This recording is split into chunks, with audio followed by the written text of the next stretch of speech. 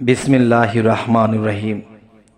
হে সমস্ত জগতবাসী, আজ আমি শামীম আলী আপনাদের সামনে যে আলোচনাটি নিয়ে উপস্থিত হলাম, সে আলোচনাটি হবে স্বপ্নের ব্যাখ্যা। স্বপ্নের ব্যাখ্যা অবশ্যই আমাদের এই পৃথিবীতে বেঁচে থাকতে হলে ব্যাখ্যা করে চলতে হবে।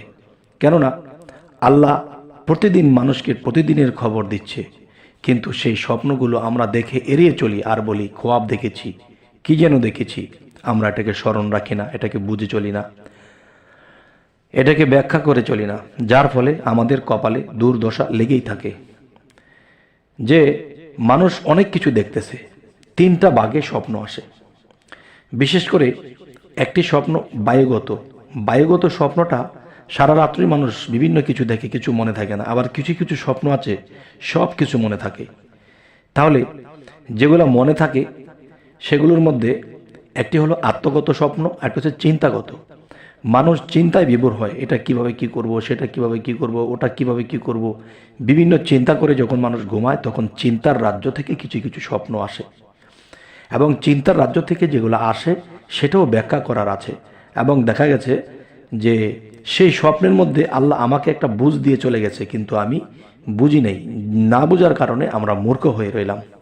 এবং আত্মজগৎ থেকে যে স্বপ্নগুলো আসে সেগুলোও মনে থাকে, কিন্তু দেখা যায় এই স্বপ্নগুলো আমরা মনে রাখি না এবং রিচার্জ করি না, ব্যাখ্যা করি না, যার ফলে আমরা বিভিন্ন দুঃখ কষ্টে বিপদে আমরা পতিত হই। তাই আজকে আপনাদের সামনে যেই আলোচনাটি নিয়ে এসেছি স্বপ্নের ব্যাখ্যা। আচ্ছা, তাহলে সেই স্বপ্নের ব্যাখ্যাগুলো অবশ্যই খেয়াল করে শুনবেন। যদি মনে করেন আরবি ভাষায় আপনি কথা বলতে স্বপ্নে দেখেন, তাহলে কি বুঝবেন? যে আপনি আরবিতে কথা বলতেছেন। এর ব্যাখ্যা আসে যে আপনার মান মর্যাদা সম্মান বৃদ্ধি হবে। তবে এই জিনিসটি বুঝলে কি হয়, নিজের মধ্যে একটা আগ্রহের সৃষ্টি হয় যে মান মর্যাদা সম্মান বৃদ্ধি পাবো। আচ্ছা, তাহলে আমি সেভাবেই চলবো। আরও একটি বিষয়ে, যদি কেউ স্বপ্নে দেখে যে আউলিয়া দেখেছে, কোনো অলিয়া আউলিয়াকে স্বপ্নে দেখেছে, তাহলে বাস্তবে তার ব্যাখ্যা কি হবে? তার ব্যাখ্যা হবে তিনি অর্থপ্রাপ্তি হবে এবং শূন্য কখনোই সে থাকবে না, এবং পুণ্যের কাজগুলো তার দ্বারা হয়ে যাবে। সুবহানাল্লাহ, আলহামদুলিল্লাহ। তবে অনেকেই কিন্তু আউলিয়াকে দেখে কিন্তু বোঝে না এটা দেখলে কি হয়। আচ্ছা, এবার আসি, আউলিয়াকে খুশি দেখলে আপনি স্বপ্নের ব্যাখ্যাটি কি করবেন? আপনার ঘুম ভেঙেছে, এখন মনে পড়েছে যে আমি একজন আউলিয়াকে হাসতে দেখেছি বা খুশি দেখেছি, তাহলে এটা আপনি কি বুঝবেন? এটা বুঝবেন যে আপনি পদমর্যাদা লাভ হবে, আপনার পদমর্যাদা, যেই পদে আছেন সেই পদে আপনার মর্যাদা লাভ হবে ইনশাআল্লাহ।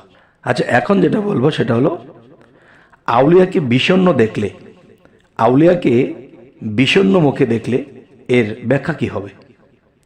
এর ব্যাখ্যা হবে যে আপনার পদোন্নতি হবে। আপনি যে পদে আছেন সেই পদে মর্যাদাশীল হবেন, পদ উন্নতি হবে। এবার আসি যে আপনি যদি স্বপ্নে দেখেন আলেম, একজন আলেমকে আপনি দেখেছেন, তখন এর স্বপ্নের ব্যাখ্যা কি হবে? এর ব্যাখ্যা হলো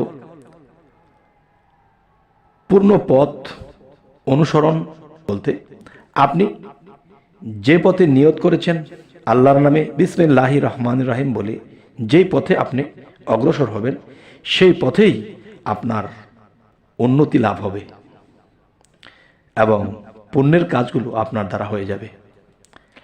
আচ্ছা, এবার আসি, যদি কেউ স্বপ্নে দেখে আলেমের সাথে মজলিসে বসা দেখলে কি বুঝবেন? একজন আলেমের সাথে আপনি একটা মজলিসের মধ্যে বসে আছেন, এতে স্বপ্নে আপনি কি বুঝবেন? এটা সহজ একটা বিষয়, সেটা হলো যে আপনি খুব সম্মান প্রাপ্তি হবেন, যেই সম্মান আল্লাহর ওলিদেরকে দিয়ে থাকে ওরকম সম্মান প্রাপ্তি হবেন। যাই হোক, যে আমি আরও কিছু আলোচনা আপনাদের সামনে চলে যাব, যে অবশ্যই একটু কষ্ট করে শুনুন। আরও কয়েকটি ব্যাখ্যা রয়েছে। আপনি কোনো আলেমকে যদি খুশি দেখেন, হাসি খুশি দেখেন, তাহলে আপনার কি হবে? স্বপ্নে কি ব্যাখ্যা করবেন? একজন আলেমকে খুশি দেখলে আপনার মনোবাঞ্ছা পূর্ণ হবে। আপনি পৃথিবীতে অনেক কিছুই তো আশা করে মানুষে, তবে আপনার শ্রেষ্ঠ কোনো আশা থাকলে আর এই আশা অবস্থায় যদি আপনি কোনো আলেমকে হাসি খুশি দেখতে পান, তাহলে আপনার মনোবাঞ্ছা পূর্ণ হবে। আলহামদুলিল্লাহ। আচ্ছা, আরেকটি বিষয় হলো, আলেমের নিকট দ্বীনি এলেম শিখতে বা তাকে প্রশ্ন করতে দেখলে আপনি স্বপ্নে এটা কি বুঝবেন? ঘুম থেকে উঠেছেন, চোখ কসলাচ্ছেন, এখন ভাবছেন যে আমি একজন আলেমের কাছে দ্বীনি এলেম শিক্ষা নিচ্ছি এবং তাকে আমি ইসলাম সম্পর্কে কিছু প্রশ্ন করতেছি। তো এখন স্বপ্নে এটা আপনি কি বুঝবেন? স্বপ্নে আপনি এটাই বুঝবেন, ইহকাল এবং পরকাল উন্নতি হবে। সুবহানাল্লাহ, আলহামদুলিল্লাহ, যে ইহকাল পরকালের উন্নতি হবে। আচ্ছা, এবার আসবো, আলেম গৃহে দেখলে কি বুঝবেন? একজন আলেমকে যখন আপনি গৃহে দেখবেন বসে আছে, মানে আপনার বাড়িতে বসে আছে, এখন আপনি কি বুঝবেন? এখন বুঝবেন যে এলমে দ্বীনি লাভ হওয়ার লক্ষণ। আলহামদুলিল্লাহ, যে এলমে দ্বীনি লাভ আপনার হবে যদি আপনি কখনো দেখেন যে একজন আলেম মানুষ আপনার ঘরে বসে আছে। এবার আসবো, যে আপনি যদি স্বপ্নে দেখেন একজন আলেমকে বিষণ্ণ মুখে ও ক্রুদ্ধ দেখলে আপনি কি বুঝবেন? একজন আলেম আপনার ঘরে কিংবা বাহিরে সাক্ষাৎ হয়েছে এবং তাকে দেখতে দেখা যাচ্ছে সে খুবই রাগান্বিত অবস্থায়, এতই রাগান্বিত অবস্থা যে তার মুখের দিকে চাওয়া যাচ্ছে না। তাই এরকম রাগান্বিত অবস্থায় যদি একজন আলেমকে দেখেন, তখন আপনি বাস্তবত আপনি এর ব্যাখ্যা কি করবেন? এর ব্যাখ্যা হলো, দেখুন, যে ধর্মীয় কাজ করতে গেলে ঝগড়া বিবাদ বৃদ্ধি পেতে পারে। যে আপনি যদি কখনো কোনো আলেম ব্যক্তিকে দেখেন ক্রুদ্ধ, রাগান্বিত খুব, তখনই আপনি বুঝে নেবেন যে ধর্মীয় কাজ আমরা করব ঠিক আছে, কিন্তু এখানে কোনো বিশৃঙ্খলা হতে পারে, এখানে কোনো বিশৃঙ্খলা করা যাবে না, আর এখান থেকে একটু দূরে থাকতে হবে যাতে করে এই বিশৃঙ্খলা না হয়। তাহলে কি হবে? আপনার সেই কাটা পড়বে। সেই সময়টুকু যদি আপনি অন্য এলেম শিক্ষা বা আল্লাহর পথে অন্য কোনো কর্ম বা আমল করে কাটিয়ে দেবেন, তখন দেখবেন যে এই আপনার এই যে ফাড়াটা এটা কেটে যাবে। আচ্ছা, আরও একটি বিষয় আলোচনা করব, সেটি হলো, দেখুন, যে আকাশ মেঘাচ্ছন্ন দেখলে আপনি কি বুঝবেন? আপনি স্বপ্নে দেখতেছেন আকাশটা একদম মেঘাচ্ছন্ন, অন্ধকার নেমে আসছে, তখন আপনি কি বুঝবেন? তখন আপনি এটি বুঝবেন যে রোগ, বিপদাপদ ও কলেরা অবতীর্ণ হওয়ার লক্ষণ আছে। হে সমস্ত জগতবাসী, অবশ্যই কথাগুলো খেয়াল রাখবেন।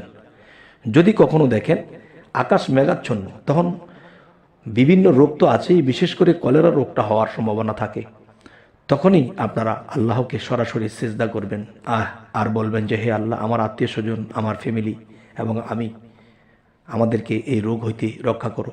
সেই দিন একটু ইবাদতে বেশি থাকবেন, আল্লাহকে সিজদাটা একটু বেশি করবেন, ইনশাআল্লাহ কলেরা রোগটা যেন পালিয়ে যায়। তো হে সমস্ত জগতবাসী, আজকের এই আলোচনা যাই কিছু করলাম, যদি আপনাদের ভালো লাগে এবং আমাদের চ্যানেলে যদি আপনারা নতুন হয়ে থাকেন, অবশ্যই সাবস্ক্রাইব করে নেবেন, পরবর্তীতে যেন আপনাদের সাথে আরও ভালো আলোচনা নিয়ে আসতে পারি। তো সকলেই ভালো থাকবেন। আল্লাহ হাফিজ।